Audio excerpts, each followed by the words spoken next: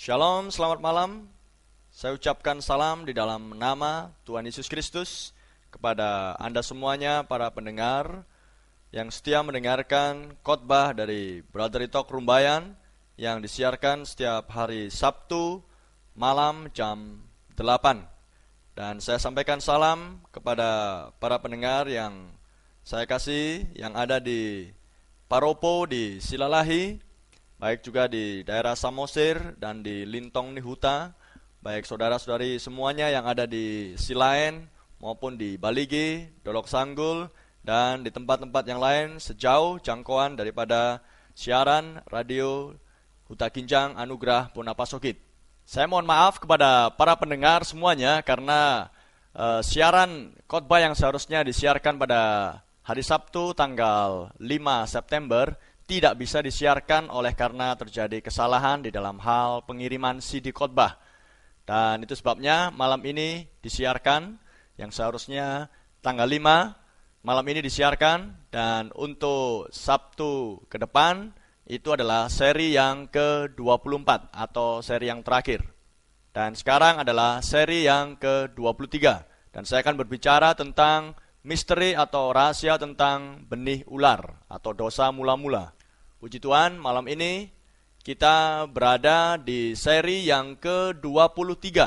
Dan sebelum saya melanjutkan akan apa yang menjadi tema pada malam hari ini, yang mana saya akan berbicara oleh kasih karunia Tuhan, yaitu tentang sebuah rahasia atau sebuah misteri yang disingkapkan oleh Tuhan di akhir zaman, sebagaimana dua seri yang sebelumnya adalah juga merupakan sebuah misteri atau rahasia yang besar yang sudah menjadi bahan atau sebuah perdebatan yang cukup sengit di kalangan kekristenan, yaitu berbicara tentang baptisan air yang benar, yaitu di dalam nama Tuhan Yesus Kristus dan tidak memakai embel-embel yang lain, di mana baptisan air di dalam nama Tuhan Yesus Kristus adalah yang dipraktekkan oleh rasul-rasul Tuhan Yesus Kristus yang Dia pilih sendiri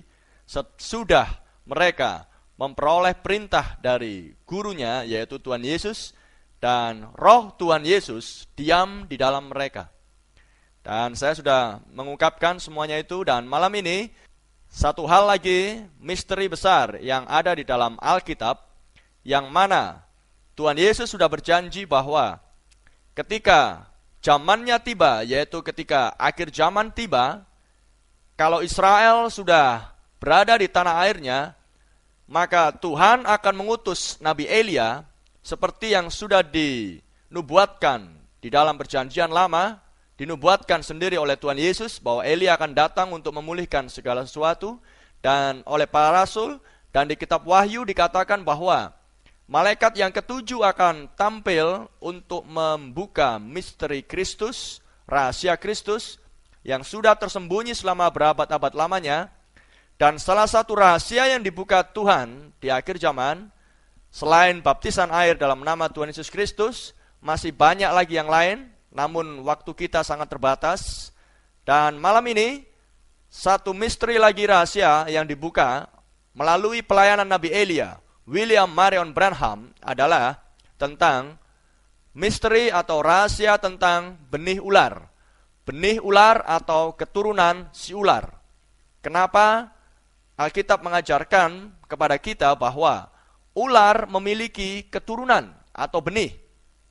Itu sebabnya kita sebagai orang-orang Kristen yang hidup di akhir zaman, yang sedang menantikan kedatangan Kristus yang kedua, maka sudah seharusnya lah kita mengetahui akan seluruh misteri rahasia Kristus, karena tanpa penyingkapan pembukaan rahasia Kristus yang akan dibuka sesuai dengan nubuatan di kitab Daniel dan di tempat-tempat yang lain, yang akan disingkapkan atau dibuka di akhir zaman, maka anak-anak Allah tidak ubahnya, tidak berbeda dengan orang-orang dunia yang lain yang mendengar atau mungkin sebagian Kristen percaya kepada Yesus Kristus sebagai anak Allah, tapi tanpa memiliki pengenalan yang benar. Dan seperti yang sudah saya sampaikan pada minggu-minggu yang sebelumnya, bahwa gereja perlu dipulihkan oleh karena gereja sudah keluar dari pondasinya yang semula, yang sudah diletakkan oleh Tuhan Yesus Kristus sendiri, dan pengajaran para rasul adalah pondasi atau dasar bagi pembangunan tubuh Kristus di Perjanjian Baru. Tapi gereja sudah keluar dari pondasi tersebut. Itu sebabnya Tuhan menjanjikan bahwa aku akan datang untuk memulihkan, dan pekerjaan pemulihan itu sudah dipercayakan sesuai dengan Alkitab yang tertulis bahwa Nabi Elia akan tampil. Dan saya sudah menjelaskan kepada Anda bahwa William Marion Branham, seorang hamba Tuhan besar di abad ke-20 yang lahir di Amerika Serikat, adalah Nabi Elia, karena sudah terbukti di dalam pelayanan dia, tiang api menyertai dia, tanda Mesias menyertai dia, penglihatan-penglihatan yang besar tentang apa yang akan terjadi di akhir zaman menyertai dia, tanda-tanda heran dan mujizat menyertai dia, dan seterusnya. Itu sebabnya, kalau rahasia Kristus tidak disingkapkan di akhir zaman, maka anak-anak Allah akan dibuat bingung, dan dengan kepercayaan atau pengajaran yang selama ini diterima, mereka berpikir bahwa itu akan mengubah hidup mereka. Mereka berpikir bahwa itu sudah cukup untuk membawa mereka kepada pengangkatan hari ketika Tuhan Yesus Kristus datang untuk yang kedua kali mengambil mempelai wanita.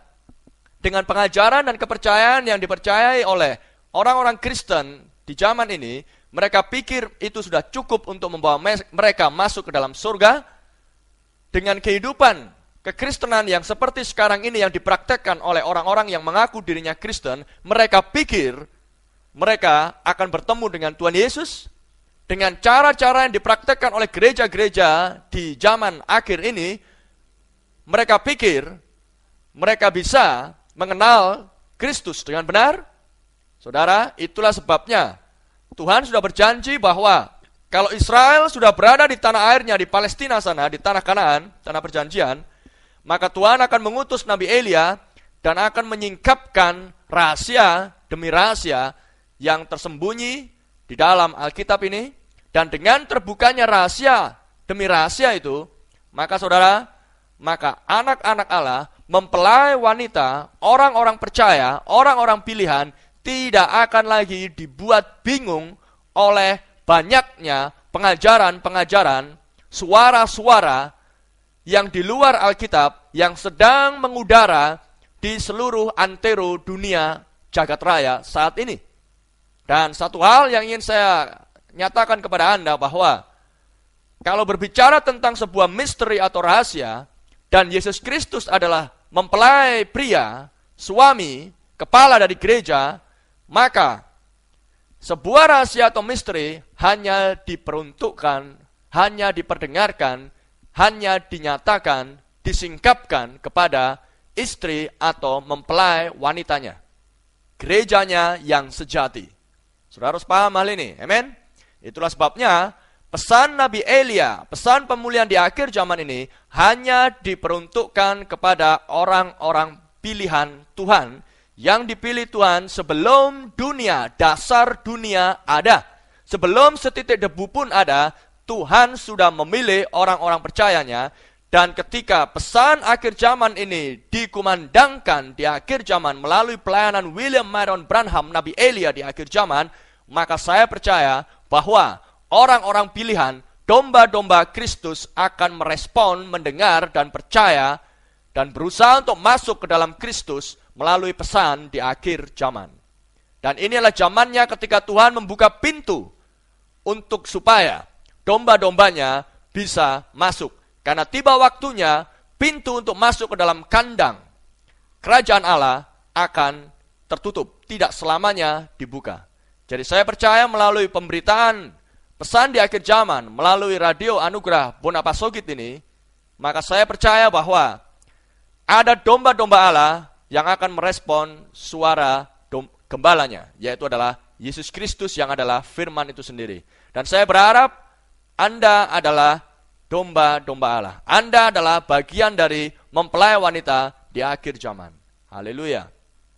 Sebelum kita membaca firman Tuhan, untuk memulai akan pembahasan kita pada malam hari ini tentang dosa mula-mula atau tentang misteri rahasia tentang benih ular, mari kita tundukkan kepala dan hati kita. Bapa di surga, kami berterima kasih dan mengucap syukur atas kasih kemurahan-Mu.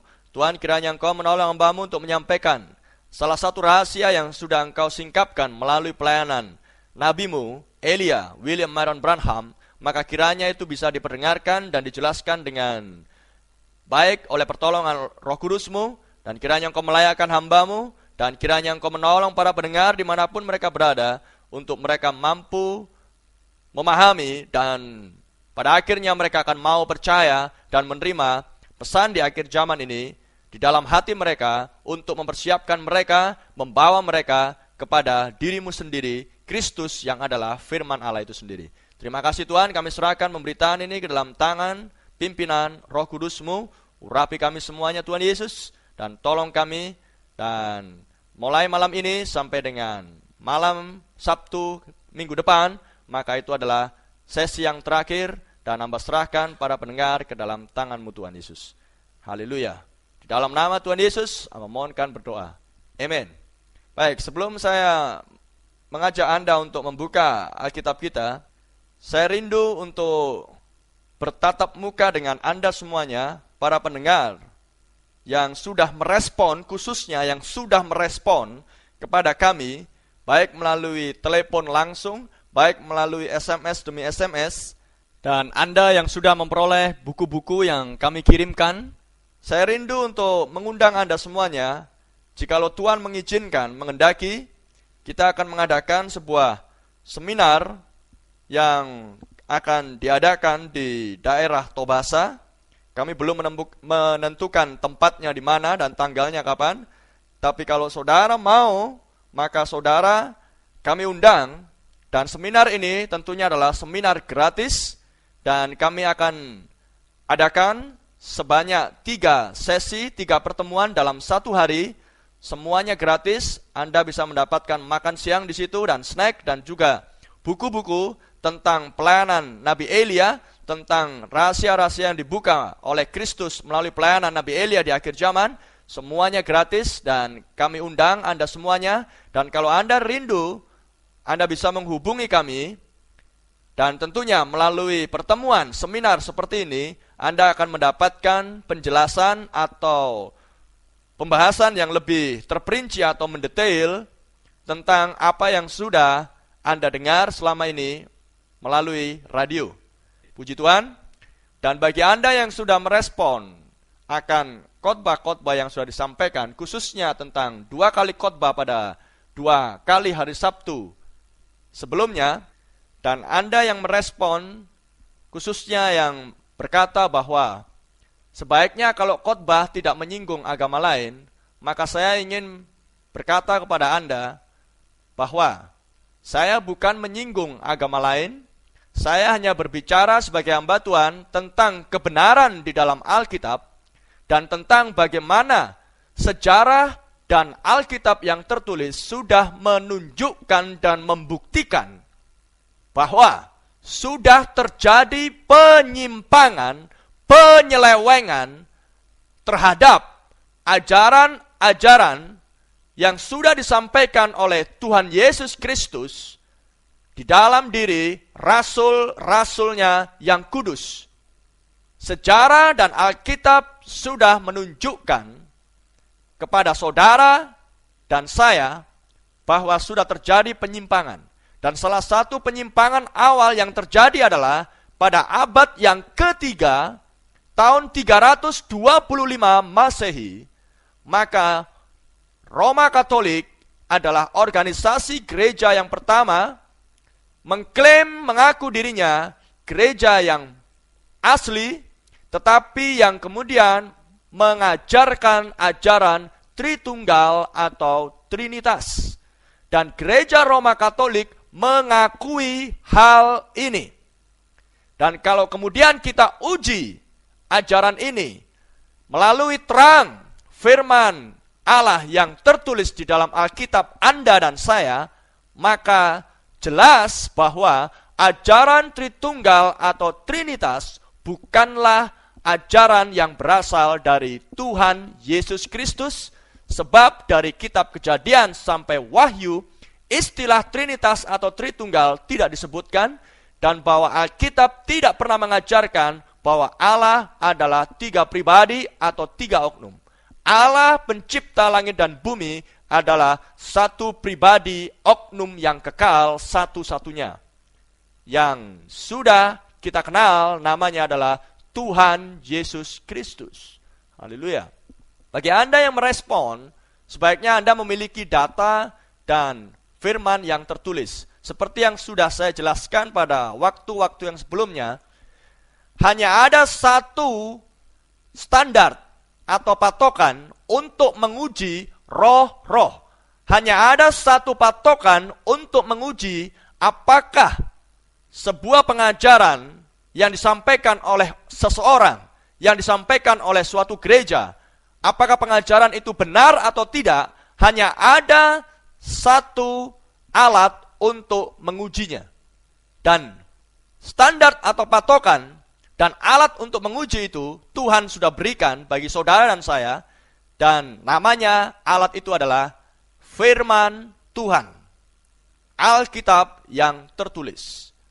Jika ada sebuah pengajaran atau sebuah pendapat atau sebuah ide tidak sesuai dengan yang tertulis, maka berarti itu di luar Kristus. Karena yang tertulis, Alkitab yang tertulis adalah pondasi yang kokoh, yang benar. Haleluya. Dan Yesus Kristus sendiri sudah mengatakan demikian. Yesus berdoa supaya Anda dan saya, jikalau mau menerima Yesus Kristus sebagai Tuhan dan Juru Selamat, dan bisa mengenal Dia dengan benar, tidak ada jalan lain selain mengakui, mengikuti, dan menerima dan percaya kepada seluruh ajaran yang sudah disampaikan oleh rasul-rasulnya. Ada 12 rasul Yesus Kristus. Dan Rasul Paulus adalah rasul satu-satunya yang ditetapkan oleh Yesus Kristus sebagai rasul bagi orang-orang bangsa-bangsa di luar Israel. Saudara harus paham hal ini. Haleluya. Itu sebabnya pastikan bahwa Anda sedang memegang sebuah pengajaran, kepercayaan yang benar sesuai dengan Alkitab yang tertulis, karena Alkitab yang tertulis adalah pondasi yang benar. Di luar pondasi, maka Anda sedang membangun sebuah kepercayaan di luar Kristus. Haleluya. Baik, mari kita buka ayat firman Tuhan yang diambil dari Kejadian pasal yang ketiga, ayat 1, mulai. Adapun ular ialah yang lebih cerdik dari segala binatang di darat yang dijadikan oleh Tuhan Allah. Perhatikan saudara, adapun ular dalam terjemahan versi bahasa Inggris, King James, adapun ular ialah yang lebih cerdik dari segala binatang di darat yang dijadikan oleh Tuhan Allah. Ular itu berkata kepada perempuan itu, saudara perhatikan, ular itu, binatang itu yang ada di Taman Eden, memiliki kemampuan untuk bercakap-cakap dengan manusia. Ular itu berkata kepada perempuan itu, tentulah Allah berfirman, semua pohon dalam taman ini jangan kamu makan buahnya, bukan? Lalu saut perempuan itu kepada ular itu, buah pohon-pohonan dalam taman ini boleh kami makan. Tetapi tentang buah pohon yang ada di tengah-tengah taman, Allah berfirman, jangan kamu makan ataupun raba buah itu, nanti kamu mati. Tetapi ular itu berkata kepada perempuan itu, sekali-kali kamu tidak akan mati. Ayat 5, tetapi Allah mengetahui bahwa pada waktu kamu makannya, matamu akan terbuka, dan kamu akan menjadi seperti Allah. Perhatikan kata kunci, karena kita sedang berbicara tentang rahasia benih ular atau keturunan si ular. Ayat 5, saya ulangi lagi. Tetapi Allah mengetahui bahwa pada waktu kamu memakannya, matamu akan terbuka, dan kamu akan menjadi seperti Allah. Dan kamu akan menjadi seperti Allah. tahu tentang yang baik dan yang jahat. Perempuan itu melihat bahwa buah pohon itu baik untuk dimakan dan sedap kelihatannya.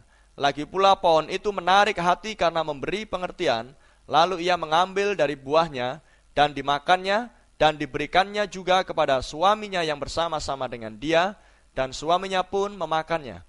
Maka terbukalah mata mereka berdua, dan mereka tahu bahwa mereka telanjang, lalu mereka menyemat daun pohon ara dan membuat cawat. Haleluya. Demikian pembacaan firman Tuhan.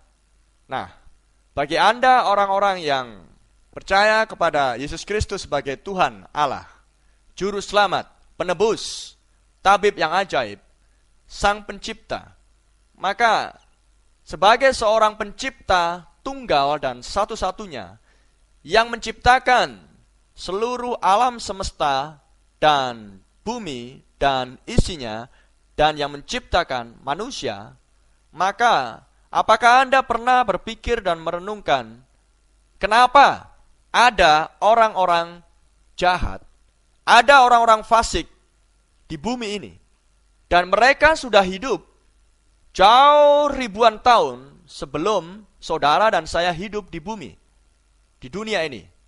Apakah Anda pernah berpikir dan merenungkan hal ini? Sebab, jikalau Anda percaya bahwa hanya ada satu pencipta, dan Alkitab katakan bahwa yang menciptakan segala sesuatunya adalah Allah oleh firman-Nya, maka jika Anda percaya bahwa Yesus Kristus adalah Tuhan Allah, maka Anda pun pasti percaya bahwa tidak ada kepalsuan, tidak ada kefasikan, tidak ada yang jahat, tidak ada yang buruk, tidak ada yang menyimpang, tidak ada yang menyeleweng, tidak ada yang sesat dari diri seorang Allah yang bernama Tuhan Yesus Kristus. Apakah saya benar? Saudara bisa mengatakan amin kalau saya berkata benar. Nah, jika Allah kita yang kita sembah, Tuhan kita Yesus Kristus, yang oleh firman-Nya menciptakan segala sesuatunya, maka tentunya semua yang Dia ciptakan adalah baik, benar, kudus, karena Alkitab katakan bahwa Allah kita adalah Allah yang kudus, Allah Israel adalah Allah yang kudus. Maka tentunya tidak ada yang diciptakan oleh Tuhan yang jahat, yang buruk, yang fasik, yang sesat, dan sebagainya. Lalu kenapa kok muncul dan ada orang-orang fasik, orang-orang jahat di muka bumi?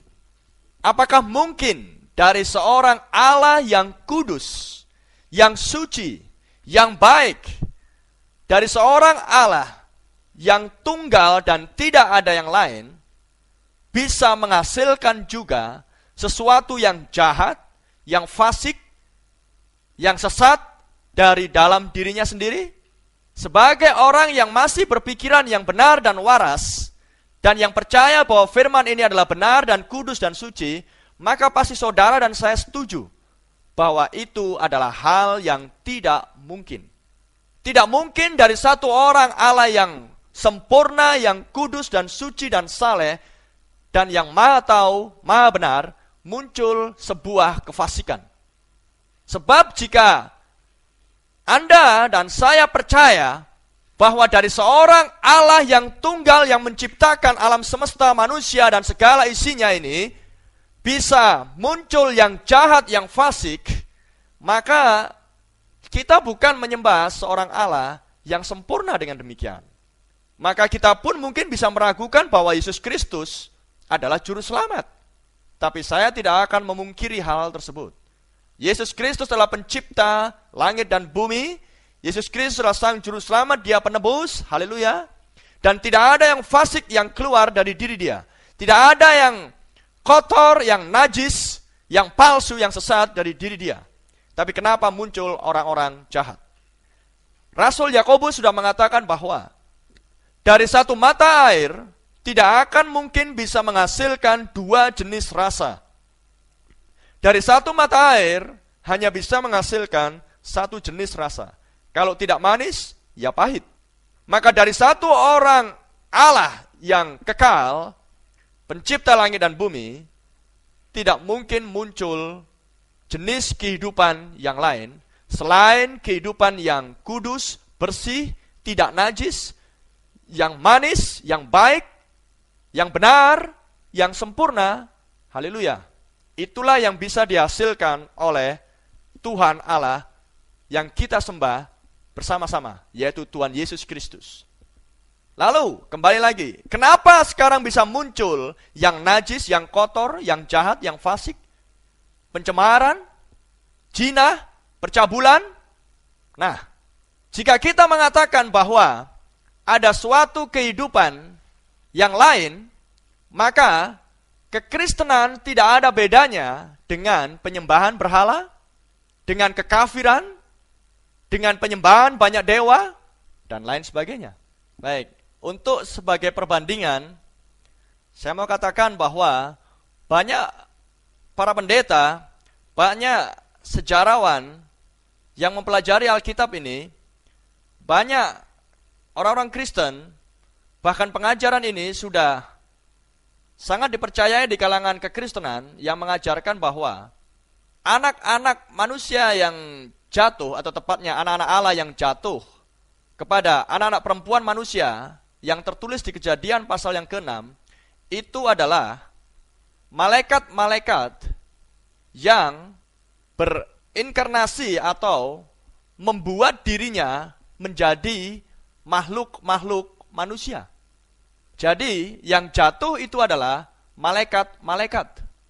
Nah, pengajaran ini sudah berkembang dengan sangat luas, dan kalau saudara memahami bahwa hanya ada satu kehidupan dan tidak ada kehidupan yang lain di luar Sang Pencipta, Allah yang adalah firman, maka tentunya tidak akan mungkin malaikat bisa mewujudkan dirinya menjadi sosok manusia, sosok tubuh seperti tubuh Anda dan saya. Maka dengan demikian manusia menjadi jahat. Dan ketika saya mendengar pengajaran yang demikian, maka saya berpikir, kalau kekristenan mengajarkan yang demikian, maka kekristenan tidak ada bedanya dengan penyembahan berhala, aliran-aliran kepercayaan yang percaya kepada legenda, dongeng, mitos, di mana di suku-suku tertentu, di banyak tempat, di seluruh dunia, suku-suku primitif penyembah berhala, mereka juga mengajarkan yang sama, bahwa mereka percaya bahwa ada dewa-dewi yang bisa mewujudkan dirinya menjadi sosok manusia. Saudara tentunya tahu yang saya maksudkan di sini, tanpa menyinggung agama lain tentunya. Nah, kalau itu yang dipercayai di dalam kekristenan, maka Tuhan bukanlah satu-satunya pencipta, satu-satunya oknum yang bisa memberikan sebuah kehidupan sehingga makhluk hidup bisa bergerak dan bernafas. Saudara, Alkitab jelas tidak mengajarkan yang demikian.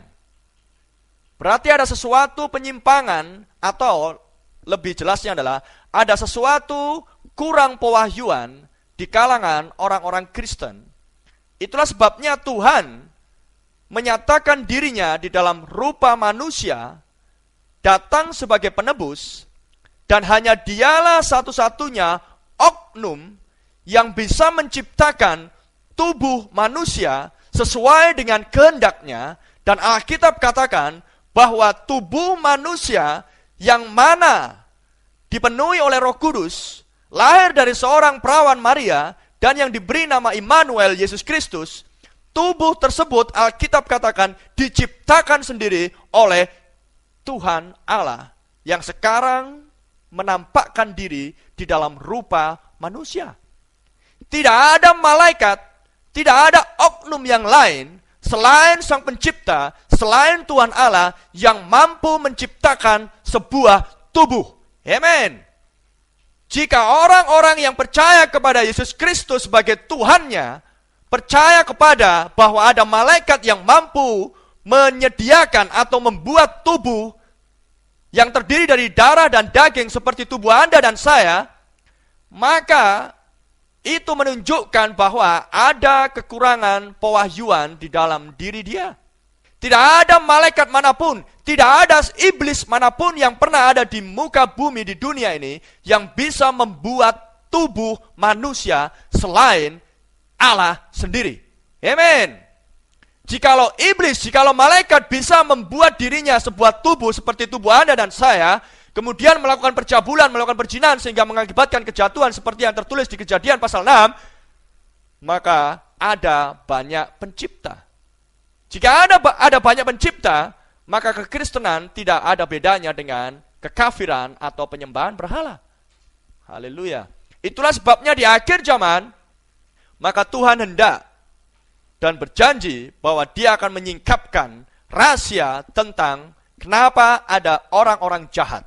Rahasia tentang kenapa dikatakan di Alkitab di Kejadian 3 ayat 15 bahwa si ular punya keturunan. Si ular punya benih. Dan benih keturunan itu akan bermusuhan dengan benih keturunan dari si perempuan. Haleluya. Mari kita lihat. Jikalau ada sebuah pertanyaan, maka jawabannya harus dari Alkitab. Jika pertanyaan itu adalah pertanyaan yang Alkitabiah, maka harus ada jawaban yang Alkitabiah dan tidak melenceng dari yang tertulis. Dan jika kita ingin merenungkan dan ingin mengetahui jawabannya, kenapa muncul orang-orang jahat dan orang-orang fasik, maka tidak ada jalan lain supaya mendapatkan jawaban yang benar. Kita harus kembali ke permulaan. Dan permulaan dari segala sesuatunya adalah Allah sendiri, dan kemudian menciptakan, dan semua yang dilakukan oleh Tuhan Allah tertulis di dalam kitab Kejadian. Karena kitab Kejadian adalah pasal benih atau permulaan. Dan kitab Wahyu adalah pasal yang terakhir, kitab yang terakhir di Alkitab kita. Haleluya.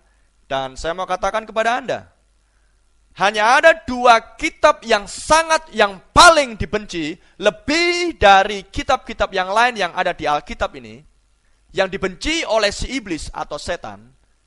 Kedua kitab itu adalah kitab Kejadian dan kitab Wahyu. Kenapa iblis membenci kedua kitab ini melebihi kitab-kitab yang lain? Adalah karena di kitab Kejadian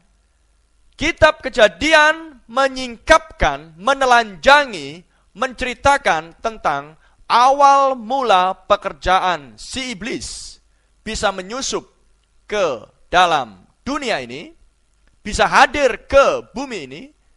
Dan kitab Wahyu menceritakan, menelanjangi, mengekspos, membuka rahasia tentang bagaimana akhir riwayat dari si iblis, si setan itu sendiri. Itulah sebabnya kenapa iblis, setan benci kepada dua kitab ini, melebihi kitab-kitab yang lain yang ada di Alkitab Anda dan saya. Baik, tadi sudah kita baca di kitab Kejadian bahwa itu adalah menceritakan tentang awal mula dosa terjadi di Taman Eden, yaitu adalah percakapan antara si ular, binatang itu, dengan perempuan. Perempuan adalah makhluk yang keluar dari diri Adam. Dan dari percakapan itu menghasilkan suatu kejatuhan manusia. Dan dosa masuk di Taman Eden. Dan kejatuhan itu adalah karena manusia melanggar perintah Tuhan. Dan berbicara tentang dosa, dosa adalah ketidakpercayaan. Dan dosa dimulai bukan dari dunia, atau tepatnya dosa bukan dimulai pertama kali di bumi, tapi dosa dimulai pertama kali di sorga, yaitu ketika penghulu malaikat Lucifer, Yesaya 14 ayat 12, tertulis Lucifer di kitab King James. Lucifer, penghulu malaikat itu, memberontak Tuhan, maka Mikael, malaikat Tuhan, mengalahkan Lucifer dan mencampakkan Lucifer bersama dengan malaikat-malaikat yang lain yang mengikuti dia ke bumi. Dan sekarang Lucifer berubah nama menjadi setan, malaikat-malaikat yang menyertai dia berubah nama menjadi roh-roh jahat. Dan Lucifer tahu bahwa Tuhan menciptakan manusia adalah untuk supaya Allah bisa bersekutu dengan manusia tersebut. Karena Tuhan senang dengan sebuah persekutuan. Haleluya. Karena Allah adalah Bapa dan manusia yang diciptakan adalah anak-anaknya, maka seperti Bapa dan anak bersekutu, maka demikianlah Bapa dengan anak-anak yang Dia ciptakan sendiri. Dan iblis, setan mengetahui hal ini. Maka dia pun rindu untuk bersekutu dengan manusia. Tetapi Alkitab mengatakan bahwa terang dan gelap tidak bisa bersatu. Allah adalah terang, amen, seperti yang sudah saya sampaikan. Iblis adalah raja kegelapan. Iblis adalah gelap. Dan jika terang menciptakan manusia, maka Adam dan perempuan itu adalah terang adanya. Dan jika iblis mau bersekutu dengan anak-anak Allah, maka iblis tentunya harus menjadi terang. Dan untuk menjadi terang, iblis harus bertobat tentunya. Tapi Alkitab mengatakan bahwa iblis tidak bisa bertobat. Amin. Dan anak-anak Allah pun juga tidak bisa menjadi gelap. Karena mereka lahir dari terang. Amin. Apakah mungkin seekor merpati bisa berubah menjadi gagak? Tidak mungkin tentunya.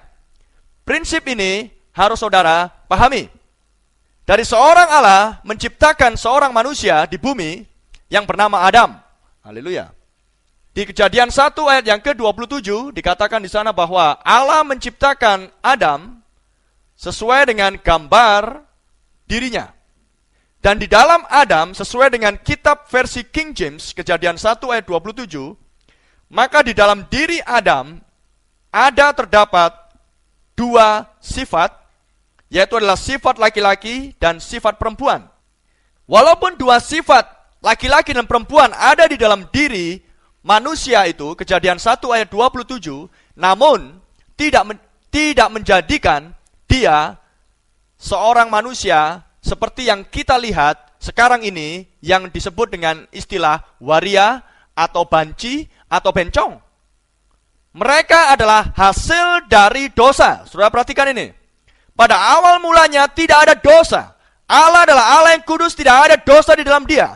Dan ketika dia menciptakan manusia pun, maka manusia yang dia ciptakan adalah murni dan kudus, karena dikatakan menurut gambar Allah diciptakannya dia. Amin. Dan seperti apa Allah? Yohanes 4 ayat 24 katakan, Allah itu roh. Saudara paham? Saudara dan saya tidak bisa melihat roh. Dan Allah itu adalah roh adanya. Suatu bentuk yang ada namun tidak bisa dilihat secara jasmaniah. Dan di Kejadian 1 ayat 27 Allah menciptakan manusia, maka manusia itu menurut gambar Allah, maka tentunya manusia itu adalah jenis manusia roh adanya. Amin. Dan di dalam manusia roh ini ada dua sifat, yaitu adalah maskulin dan feminin atau laki-laki dan perempuan. Dan Adam adalah anak Allah yang pertama. Haleluya. Dan kemudian manusia roh ini ada di dalam bentuk tubuh jasmaniah seperti tubuh Anda dan saya yang terbuat dari debu tanah, Kejadian 2 ayat yang ke-7, maka dikatakan ketika manusia roh ini masuk ke dalam tubuh jasmani yang dibentuk Tuhan dari debu dan tanah, maka Alkitab versi King James, bahasa Inggris, mengatakan bahwa manusia ini menjadi jiwa yang hidup, a living soul. Menjadi jiwa yang hidup, bukan makhluk yang hidup, tapi jiwa yang hidup. Di dalam manusia jasmania ini adalah manusia rohani yang tadi diciptakan oleh Allah di Kejadian 1 ayat 27. Dan saudara perhatikan di sini, Adam tidak pernah lahir dari seorang perempuan. Adam tidak memiliki seorang ibu secara jasmania untuk melahirkan dirinya.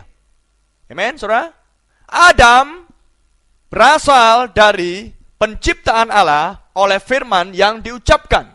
Itulah jenis manusia yang pertama. Saudara paham ini? Dan kemudian di Kejadian 2 ayat yang ke-16 dan 17, ingat, Perempuan belum muncul pada saat itu. Di Kejadian 2 ayat 16 dan 17, ketika Adam masih sendirian, tapi yang di dalam dia ada dua sifat, laki-laki dan perempuan, namun tidak menjadikan dia seorang waria atau bencong. Ingat, ciptaan Allah adalah sempurna adanya. Kejadian 2 ayat 16 berkata, lalu Tuhan Allah memberi perintah ini kepada Adam. Amen. Perintah datang dari Allah kepada Adam, bukan kepada perempuan. Semua pohon dalam taman ini boleh kau makan buahnya dengan bebas. Amen, saudara. Kalau bicara perempuan adalah makhluk manusia. Amen. Tapi tadi saya berbicara tentang sifat di dalam Adam. Ada sifat laki-laki dan sifat perempuan. Dan perintah datang dari Allah kepada manusia ini, Adam. Ayat 17. Tetapi pohon pengetahuan tentang yang baik dan yang jahat itu, janganlah kau makan buahnya, sebab pada hari engkau memakannya, pastilah engkau mati. Haleluya. Kemudian kita teruskan di Kejadian 2 ayat 18. Tuhan Allah berfirman, tidak baik kalau manusia itu seorang diri saja. Aku akan menjadikan penolong baginya yang sepadan dengan dia. Manusia itu, ayat 20, manusia itu memberi nama kepada segala ternak, kepada burung-burung di udara, dan kepada segala binatang hutan. Tetapi baginya, bagi manusia itu sendiri, ia tidak menjumpai penolong yang sepadan dengan dirinya. Ayat 21, lalu Tuhan Allah membuat manusia itu tidur nyenyak.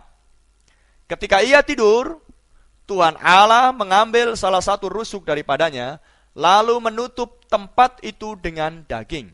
Salah satu rusuk diambil dari tubuh Adam, lalu menutup tempat itu dengan daging, ayat 22, dan dari rusuk yang diambil Tuhan Allah dari manusia itu, dibangunnyalah seorang perempuan, lalu dibawanya kepada manusia itu. Perhatikan bagaimana manusia itu menamai makhluk ini, yang keluar dari tubuhnya, yang diambil dari tulang rusuk, yang disalut, dibalut, ditutup dengan daging. Ayat 23. Lalu berkatalah manusia itu, berkatalah Adam, inilah dia, tulang dari tulangku dan daging dari dagingku. Ia akan dinamai perempuan. Amen. Sebab ia diambil dari laki-laki. Saudara paham sekarang? Tubuh jasmania yang keluar berasal dari tulang rusuk Adam, sekarang diberi nama oleh Adam perempuan. Amen. Maka apa yang terjadi? Dua sifat yang sebelumnya ada di dalam diri Adam, yaitu laki-laki dan perempuan, sekarang kedua sifat itu dipisahkan. Sifat laki-laki ada pada Adam, sifat perempuan ada pada si perempuan yang sudah di dalam bentuk tubuh manusia jasmani. Sudah paham sekarang? Amen. Dan perempuan ini, perhatikan saudara, perempuan ini bukanlah ciptaan yang asli dari Allah. Dengan kata lain, Tuhan tidak pernah menciptakan perempuan ini seperti Tuhan menciptakan Adam dari firman yang diucapkan. Namun perempuan ini adalah produk sampingan atau bagian dari kehidupan Adam, dan yang kemudian bagian dari kehidupan Adam ini diwujudkan di dalam rupa makhluk seorang manusia perempuan, yang tujuannya adalah untuk menolong Adam sebagai pasangan yang sepadan. Sudah paham ini? Baik. Sekarang, Allah adalah Allah yang tidak memiliki dosa. Ingat, dosa adalah ketidakpercayaan. Dan anaknya Adam yang lahir dari firman yang diucapkan pun tidak memiliki dosa. Lalu bagaimana dosa yang adalah ketidakpercayaan, pelanggaran terhadap firman itu, bisa masuk ke dalam Taman Eden, tempat yang sangat indah dan sempurna pada masa itu? Adalah, setan sudah ada di dunia. Allah ingin bersekutu dengan manusia yang dia ciptakan. Sama seperti bapa dan anak, ingin bersekutu. Maka iblis pun juga ingin memiliki persekutuan dengan manusia, namun persekutuan dengan iblis adalah dengan menjadikan manusia menjadi penyembah-penyembah iblis. Manusia harus tunduk pada perkataan iblis. Tetapi karena iblis adalah gelap, Allah adalah terang, dan anak Allah, Adam dan perempuan itu adalah terang, itu sebabnya terang dan gelap tidak bisa bersekutu. Dan sebagaimana Allah adalah roh, maka iblis pun adalah roh adanya. Iblis, setan tidak memiliki tubuh jasmania seperti tubuh Anda dan saya. Lalu bagaimana peran iblis di dalam kejatuhan manusia ini? Nah, perhatikan baik-baik. Dan apa peran perempuan itu di dalam kejatuhan ini? Kita baca di 2 Korintus 11 ayat 3. Tetapi aku takut kalau pikiran kamu disesatkan dari kesetiaan kamu yang sejati kepada Kristus, sama seperti Hawa diperdayakan oleh ular itu dengan kelicikannya. Ingat saudara, Paulus mengajarkan bahwa ular memperdaya si perempuan, Hawa. Kemudian 1 Timotius 2 ayat 13 dan 14. Karena Adam yang pertama dijadikan, kemudian barulah Hawa. Lagi pula bukan Adam yang tergoda, melainkan perempuan itulah yang tergoda dan jatuh ke dalam dosa. Ingat, kejatuhan adalah diakibatkan oleh perempuan. Gambaran mempelai wanita, gambaran gereja. Adam gambaran Kristus, Adam yang kedua, Adam yang terakhir. Kristus tidak bisa berbuat dosa, tapi gereja bisa berbuat dosa. Saudara paham ini? Baik. Bagaimana peran si ular tentang terjadinya kejatuhan manusia di Taman Eden itu? Mari kita lihat di Lukas 8 ayat 30. Lukas 8 ayat 30. Dan Yesus bertanya kepadanya, siapakah namamu? Jawabnya, Legion. Karena ia kerasukan banyak setan. Lalu setan-setan itu memohon kepada Yesus. Adalah di sana sejumlah besar babi sedang mencari makan di lereng gunung. Ingat, babi. Lalu setan-setan itu, roh-roh jahat yang ada di dunia, meminta kepada Yesus supaya ia memperkenankan mereka memasuki babi-babi itu. Ingat, babi adalah binatang. Yesus mengabulkan permintaan mereka. Lalu keluarlah setan-setan roh-roh jahat itu dari orang itu dan memasuki babi-babi itu. Kawanan babi itu terjun dari tepi jurang ke dalam danau, lalu mati lemas. Sudah lihat? Roh-roh jahat, setan-setan bisa merasuki binatang. Dalam hal ini adalah babi-babi. Dan ketika babi-babi binatang itu dirasuki oleh roh-roh jahat, iblis-iblis, maka babi pun menyadari akan keberadaan hidupnya. Lebih baik bagi babi-babi itu mati ketimbang dirasuki iblis. Bagaimana dengan manusia? Baik. Lalu apa hubungannya dengan ular dan si iblis terhadap kejatuhan manusia itu, di mana si ular di Kejadian 3 bercakap-cakap dengan si perempuan. Dan percakapan antara perempuan dan ular ini bukan percakapan tentang bisnis, bukan percakapan tentang harga barang-barang di pasar, atau tentang keluarga dan yang lainnya. Percakapan ini, saudara lihat, ular mengutip firman Tuhan, disampaikan kepada si perempuan, dan perempuan ini pun membalas juga dengan mengutip firman Tuhan. Sudah paham? Dan tadi sudah saya tunjukkan bahwa firman Tuhan, perintah Tuhan datang kepada Adam. Amin. Ketika perempuan masih ada di dalam tubuhnya si Adam. Dan sama seperti di Lukas 8 tadi, di mana setan bisa masuk ke dalam tubuh binatang, babi-babi, maka di Taman Eden, setan juga ingin memiliki manusia untuk manusia tunduk dan menyembah setan. Tapi setan tahu bahwa Adam adalah anak Allah. Perempuan itu adalah bagian dari anak Allah. Dan seorang anak Allah dipenuhi oleh roh Allah, roh Kristus. Dan hanya ada satu jenis kehidupan yang datang dari Allah, dan itu adalah Roh Kudus, yang ada di dalam diri anaknya di Taman Eden. Maka dengan demikian, tidak bisa manusia manapun memiliki roh Allah dan memiliki roh iblis pada saat yang bersamaan. Dan setan tahu hal ini. Banyak orang Kristen yang justru tidak tahu hal ini. Setan tahu akan hal ini.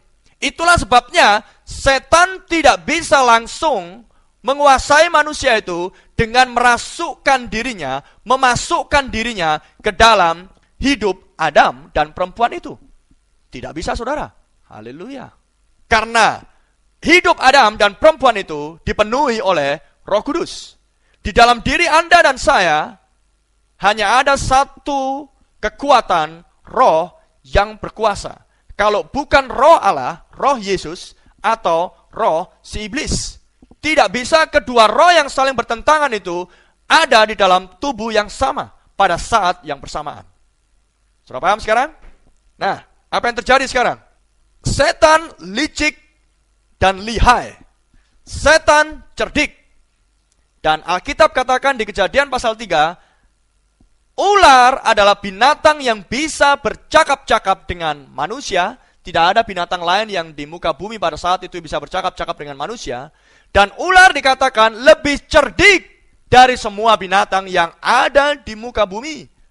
Berarti dengan demikian, kita melihat bahwa kemampuan ular beda sedikit dengan manusia. Hanya bedanya adalah ular murni binatang, manusia adalah murni makhluk manusia.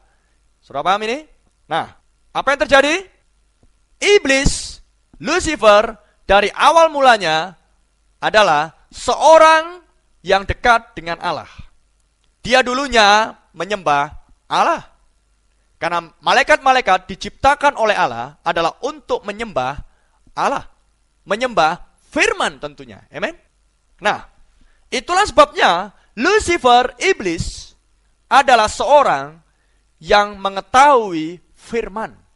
Iblis tahu firman, tapi iblis tidak pernah mau melakukan firman. Itu bedanya dengan anak-anak Allah. Sudah paham ini? Nah, maka dengan demikian, jalan satu-satunya untuk bisa mendapatkan manusia itu, supaya tunduk menyembah iblis, maka iblis harus merasuki atau masuk ke dalam binatang tertentu, dan binatang ini harus bisa bercakap-cakap dengan manusia, sebab iblis akan mengutip firman dan akan diberikan kepada manusia. Dan jikalau apa yang diucapkan oleh iblis, di mana Alkitab katakan iblis selalu memutarbalikkan firman, maka jika manusia itu percaya kepada perkataan iblis, saudara tahu apa yang saya maksudkan. Maka manusia itu akan jatuh ke dalam dosa oleh karena menerima perkataan iblis yang adalah firman Tuhan, tapi yang sedikit diputar balikkan. Saudara paham yang saya maksud? Haleluya. Itulah sebabnya jalan satu-satunya supaya iblis bisa bercakap-cakap dengan manusia itu, dalam hal ini dengan perempuan itu, adalah iblis tahu bahwa hanya ada satu ekor binatang di muka bumi ciptaan Allah yang bisa bercakap-cakap dengan manusia, dan itu namanya ular. Dan seperti di Lukas 8, ketika Yesus mengusir banyak setan di dalam diri orang yang dirasuki setan di Gadara itu, maka roh-roh jahat itu masuk ke dalam babi-babi, kawanan babi-babi. Maka dengan demikian, iblis dari awal mula memang bisa masuk ke dalam binatang-binatang. Maka sekarang iblis memakai tubuh si ular untuk menjadi perantara menyampaikan pendapat, ide, khotbah, yang mana apa yang diucapkan oleh si ular yang dipengaruhi oleh si iblis akan didengar oleh manusia itu, dan dalam hal ini manusia itu adalah perempuan. Sebab Alkitab sudah berkata bahwa bukan Adam yang jatuh, tetapi manusia perempuan itulah yang terperdaya. Sudah paham ini? Apakah Adam anak Allah? Ya. Kejadian 1 mengatakan Adam berasal dari firman yang diciptakan, segambar dan serupa dengan Allah. Haleluya. Allah adalah roh. Dan di Lukas 3 ayat 38 juga memberikan penegasan yang sama. Lukas 3 ayat 38. anak Adam, anak Allah. Adam adalah anak Allah. Dan seorang anak Allah tentunya dipenuhi dengan Roh Kudus. Seorang anak Allah, Alkitab katakan, tidak bisa jatuh ke dalam dosa. Nah, lalu kenapa sekarang terjadi kejatuhan di dalam dosa di Taman Eden? Bagaimana caranya supaya anak Allah bisa jatuh? Iblis tahu caranya. Dan apakah hal ini tidak diketahui oleh Tuhan? Mustahil, saudara. Tuhan sudah mengetahui hal ini jauh sebelum dunia ada. Namun, Tuhan tidak menciptakan anak-anaknya menjadi robot yang bisa dikendalikan ke kanan, ke kiri. Allah menciptakan anak-anaknya untuk bebas memilih. Itulah sebabnya Tuhan katakan di Kejadian 2 ayat 17, jangan makan buah pohon pengetahuan yang baik dan jahat. Pada hari kamu makan atau merabanya, pada hari itu kamu mati. Tapi buah pohon-pohon yang lain yang ada di taman itu boleh kamu makan. Jadi Tuhan memberikan pilihan kepada anaknya, yang pertama itu yaitu Adam. Adam boleh memilih. Adam bebas memilih buah apa yang dia mau makan. Tapi Adam tahu bahwa dia tidak boleh memakan buah pohon pengetahuan. Dan Adam adalah seorang anak Allah. Dan seorang anak Allah adalah taat. Jadi, tidak mungkin bagi seorang Adam dia bisa jatuh ke dalam dosa. Nah, lalu apa ya yang menyebabkan kejatuhan? Adalah karena bagian dari kehidupan Adam yang diwujudkan di dalam rupa manusia yang bernama perempuan itulah yang mengakibatkan kejatuhan. Apakah mungkin Alkitab salah menulis? Apakah mungkin Roh Kudus di dalam diri Paulus salah menulis? Roh Kudus tidak pernah salah, saudara. Saudara dan saya dan yang lain, manusialah yang salah. Haleluya. Saudara dan saya yang dituntut oleh Tuhan untuk percaya kepada apa yang dia katakan. Hal yang sama yang dilakukan Tuhan kepada Adam. Dan Adam sudah menyampaikan perintah Tuhan ini, tentang larangan ini, memakan buah pohon pengetahuan yang baik dan jahat. Adam sudah sampaikan ini kepada perempuan yang ada di Taman Eden. Bagian dari kehidupan dia. Ingat, perempuan ini bukan ciptaan yang asli. Perempuan ini hanyalah bagian dari kehidupan Adam. Lalu apa yang terjadi? Tuhan memberikan pilihan juga kepada perempuan. Bebas untuk memilih. Terserah mau pilih yang mana. Dan kebebasan memilih inilah yang kemudian tidak disadari oleh perempuan ini. Sehingga ketika terjadi percakapan antara dia, perempuan itu, dan si ular. Dan pada waktu itu ular sudah dirasuki oleh si iblis. Maka ketika keluar dari mulut si ular, perkataan yang memanipulasi atau memelintir atau memutarbalikkan sedikit firman Tuhan, menambahkan satu kata kepada firman Tuhan, dan kemudian diberikan kepada perempuan ini. Perempuan ini Alkitab katakan terperdaya, dan perempuan ini menerima perkataan si ular. Dan dengan menerima perkataan dusta dari si ular, sebagaimana iblis ada di dalam si ular, dan iblis Alkitab katakan, Yesus katakan adalah bapa segala dusta, dengan menerima dusta ini, maka perempuan itu jatuh ke dalam dosa. Dan untuk menjadi seorang pendusta, Anda dan saya harus lebih dahulu mengetahui kebenaran. Sudah paham ini? Untuk menjadi seorang pendusta, Anda harus tahu lebih dahulu kebenaran. Dan dusta yang terbesar adalah 99% benar. Karena yang namanya kebenaran adalah mutlak 100%, tidak ada kesalahan sedikit pun. Karena Allah tidak ada sedikit pun yang salah dari diri Allah. Dan Yesus katakan di Yohanes 17, firman-Mu adalah kebenaran. Dan kita tahu bahwa iblis dari awal mulanya juga menyembah firman yang adalah kebenaran.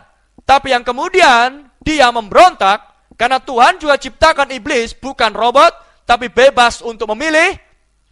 Perbedaan antara malaikat dan manusia adalah dalam hal tubuh. Tubuh malaikat berbeda dengan tubuh saudara dan saya sebagai manusia. Tapi kebebasan untuk memilih diberikan baik kepada malaikat, baik kepada manusia. Dan awal mulanya, Lucifer menyembah firman itu, tunduk kepada firman, tapi kemudian muncul iri hati dan sifat memberontak, dan akhirnya iblis dicampakkan ke bumi. Jadi iblis mengetahui kebenaran, tapi kemudian dia pelintir kebenaran itu sedikit, maka menghasilkan sebuah dusta. Dan dusta si iblis melalui si ular diberikan kepada si Hawa, yaitu dengan mengutip firman yang ditambahkan satu kata ke dalamnya, dan si perempuan menerima perkataan dusta ini, maka manusia jatuh ke dalam dosa. Lalu, tadi dikatakan bahwa Adam anak Allah dan tidak bisa jatuh. Ya, Adam memang tidak bisa jatuh, saudara. Yang jatuh adalah bagian dari kehidupan Adam. Yang jatuh adalah perempuan, bukan Adam. Lalu bagaimana peran Adam di dalam hal ini? Karena waktu sudah habis, maka sesi yang pertama dari tema misteri tentang benih ular atau keturunan si ular akan kita akhiri pada malam ini.